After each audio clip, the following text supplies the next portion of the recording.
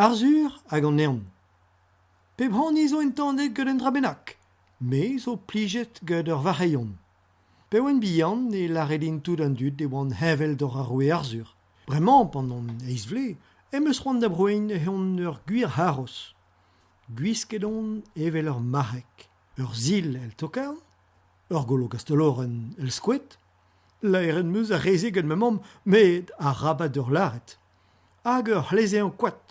Ze blant ur a bout dizanger, met e gwirionle ma kalet or evit dir.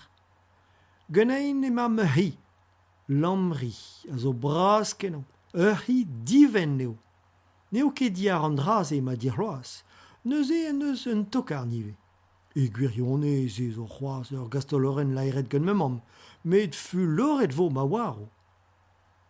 Alies e krapan ar egein, hag e heom da c'hoat, denem ganein a henep eus vilet, met hinu e meus un dra poezus bras d'ober. E prienten pep tra e oan, peus a me zatko hag an ti. Ma arzur, lardin pes ar aventurioù po hinu. Hinu e meus ur gest burzulus d'ober.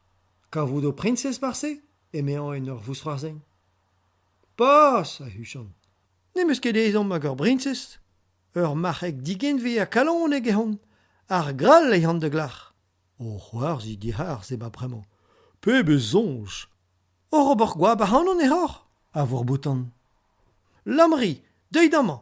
Don ar a lamri, pouner e vale, lammat ar an ar egein, a sevel ar an me brer, a c'hleze an genein e ma dorn, deom dei ma henve ar jour, an droger a zo dirazom. Emañ mariu ar vord ar c'hoat. Ur porastel fatlezius zo bet krouet ket branko diou halegen bras kenan. Komaz a reomp ma kerzain e baz a c'hoat, seul belloc'h e kerzom, seul zangerus oc'h eta da vout ar skeudou ar dro en donioù ar c'hoat. Zonioù iskiz an avel e brankennoù ar veen, a lak am esperet da drein diharz.